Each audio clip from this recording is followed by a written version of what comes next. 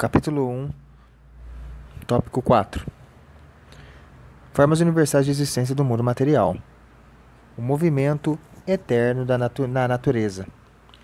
A natureza e a sociedade não conhecem a absoluta imobilidade, o absoluto repouso, a imutabilidade. O mundo representa um quadro de eterno movimento e de eterna mudança. O movimento, a mudança e o desenvolvimento é uma propriedade eterna e inalienável da matéria. O movimento é uma forma de existência da matéria, diz Engels. Em lugar nenhum e em tempo algum existiu, nem pode existir, matéria sem movimento. Cada corpo material, cada partícula da substância material, a molécula, o átomo e seus elementos componentes são móveis e mutáveis por sua natureza interna. Movimento no sentido filosófico não é apenas a mudança de lugar do objeto no espaço. Compreendido como forma da existência da matéria, o movimento abrange todos os processos e mudanças que ocorrem no universo. Entre essas modificações, desempenham um papel particularmente importante os processos que representam o desenvolvimento da matéria e sua passagem de um estado a outros, superiores, com novas particularidades e propriedades. No mundo, não há coisas dadas de uma vez para sempre, inalteráveis, e sim coisas que se modificam, processos. Isso significa que, em parte alguma, existe o repouso absoluto, que inclua completamente o movimento. Existe apenas o repouso relativo. Qualquer corpo na Terra pode encontrar-se em estado de repouso somente em relação a determinado ponto da superfície terrestre. Mas este corpo participa também do movimento da Terra e do movimento de todo o sistema solar. Além disso, encontram-se em movimento as moléculas e os átomos que compõem este corpo. Dentro deles ocorrem processos complexos. O fato de que todo repouso é relativo e apenas o movimento é absoluto. Não conhece exceções. Formas do movimento da matéria. A variedade da matéria corresponde à diversidade das formas de seu movimento. O aspecto mais simples do movimento da matéria é o deslocamento mecânico do corpo no espaço. Essa forma mais complexa de movimento são os processos térmicos. O movimento desordenado das moléculas que formam o corpo físico. A ciência determinou que a luz, a radiação eletromagnética, o campo físico são também estados particulares da matéria em movimento.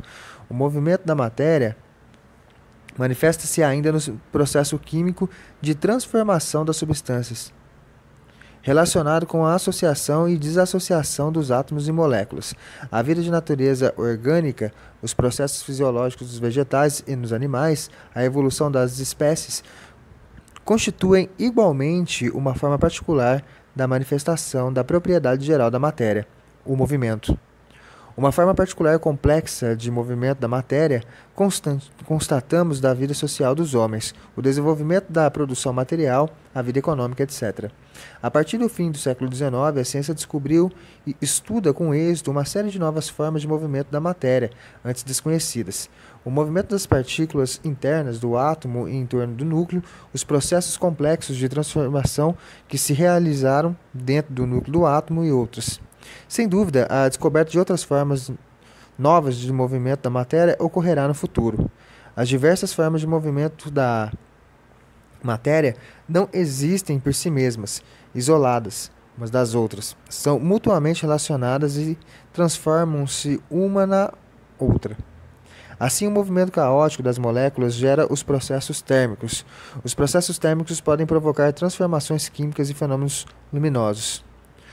Os processos químicos, em determinado grau de desenvolvimento, conduzem à formação de corpos albuminoides e dos sistemas fermentativos, como eles relacionados e, nesta base, ao aparecimento da vida, isto é, da forma biológica do movimento da matéria.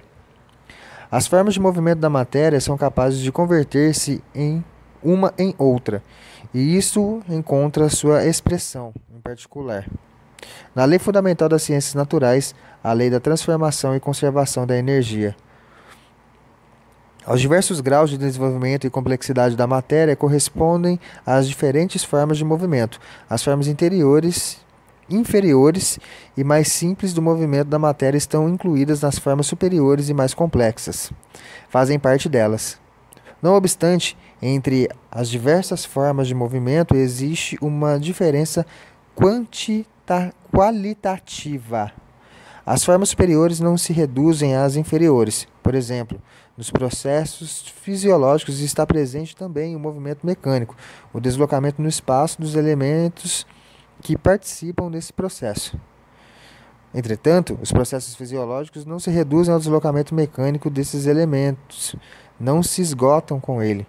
Os velhos materialistas mecanicistas pré-marxistas consideravam que toda a vida da natureza e da sociedade humana pode ser reduzida ao deslocamento mecânico das partículas de substância e dos corpos do espaço.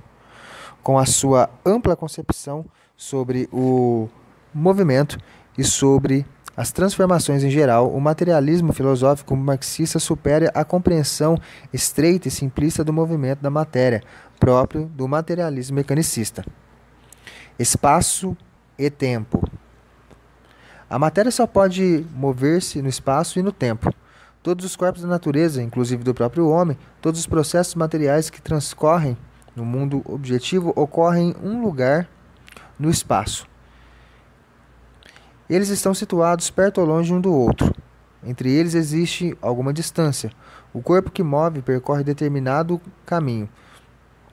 Em tudo isso se reflete a propriedade das coisas e processos materiais, que é a sua existência no espaço. O espaço é uma forma universal de existência da matéria. Não há, nem pode haver matéria fora do espaço. E, ao inverso, não há espaço sem matéria. A diferença entre a espacialidade de um corpo isolado e a espacialidade de todo o mundo material consiste em que a espacialidade de um corpo isolado é limitada, finita, ou seja, possui começo e fim, enquanto que todo o mundo material é ilimitado, infinito. As distâncias espaciais no universo são imensas e não admitem qualquer comparação com aquelas a que estamos habituados na Terra. Os telescópios modernos deram a possibilidade de descobrir sistemas estelares cuja luz nos atinge no decurso de centenas de milhares de anos. E um raio de luz percorre 300 mil quilômetros por segundo. Entretanto, mesmo essas grandezas não podem dar uma representação verdadeira das dimensões espaciais do universo, porque essas grandezas são finitas e o universo é infinito. O caráter infinito do universo ultrapassa os marcos da representação prática. Não nos é possível representá-lo. Podemos expressá-los apenas sob a forma de um conceito científico. A existência dos corpos físicos do próprio homem dura de minuto a minuto, de hora a hora, de dia a dia e assim por diante. Tudo no mundo se modifica. Cada coisa, cada fenômeno da natureza possui seu passado, presente e futuro. Isto é o tempo. O tempo, do mesmo modo que o espaço, é uma forma universal de existência da matéria. Cada coisa, cada processo, o mundo material em conjunto existem no tempo. Há, porém, uma diferença entre a duração temporal da existência de uma coisa e de toda a natureza em conjunto. Essa diferença consiste em que a existência de uma coisa é limitada no tempo, enquanto a natureza em conjunto existe eternamente. Cada coisa sofre mudanças e depois cessa sua existência. A natureza, entretanto, jamais teve começo e nunca terá fim. Cada coisa é transitória, mas das ligações das coisas finitas compõe-se a natureza eterna, que não conhece nem começo nem fim. As cifras que se referem à idade da Terra e ao desenvolvimento da vida na Terra surpreendem nossa imaginação. O homem, em aspecto atual, formou-se entre 50 e 70 mil anos atrás. Há cerca de 1 milhão de anos surgiram as formas transitórias entre o macaco e o homem. Há mais de 1 bilhão de anos apareceram na superfície da Terra as formas iniciais primitivas de vida vegetal e animal. Alguns bilhões de anos decorreram desde a época em que se formou a própria Terra.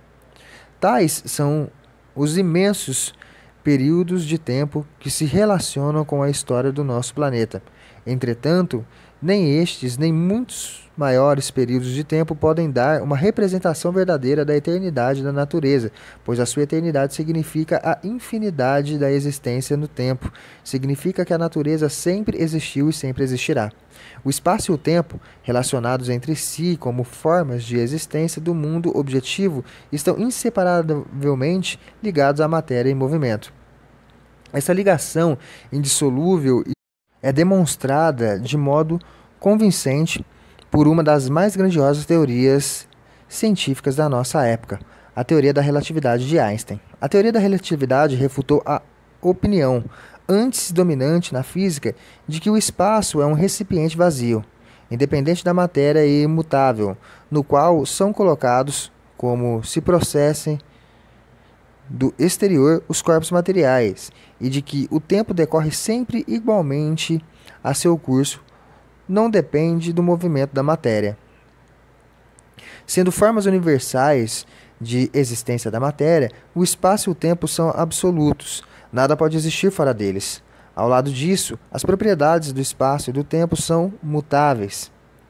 As representações espaciais e temporais dependem da velocidade do movimento da matéria. As propriedades do espaço e do tempo em diferentes partes do universo modificam-se na dependência na distribuição e do movimento das massas materiais. Nesse sentido, o espaço e o tempo são relativos. Sobre aqueles que negam a existência objetiva do espaço e do tempo. A existência cotidiana e multissecular da humanidade, bem como os dados da ciência, evidenciam que o espaço e o tempo existem objetivamente. Não obstante, numerosos filósofos idealistas negam a objetividade do espaço e do tempo. O filósofo idealista alemão Kant dizia que não existe o espaço e o tempo objetivos, independentes da consciência, que o espaço e o tempo são apenas modos humanos de contemplação dos fenômenos. Seria uma particularidade do conhecimento humano e de perceber todos os fenômenos situados no espaço e em seguida no tempo. Não havendo consciência humana, não haveria espaço nem tempo.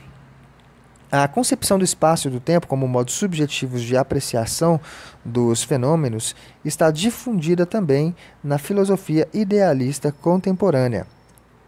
Esta concepção artificiosa idealista está em contradição flagrante com a ciência, com a experiência, com a prática, e é refutada por elas. Por exemplo, o homem que necessita viajar de Paris a Moscou sabe que tem que vencer 2.500 quilômetros de espaço real e não imaginário. Para isso, é necessário tempo, cuja duração depende não da distância imaginária, mas da distância objetivamente existente entre essas duas cidades, bem como da técnica do transporte. Se viajar de trem, serão necessários pelo menos 2 dias.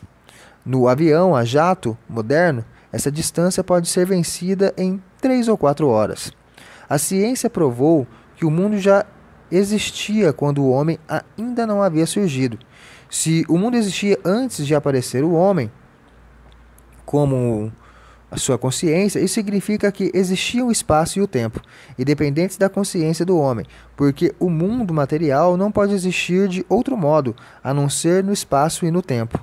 Em nossos dias, quando interrompem no espaço cósmico, não somente a teoria científica, mas também a técnica criada pelos homens, um novo golpe é deferido nas concepções idealistas sobre a subjetividade do espaço e do tempo.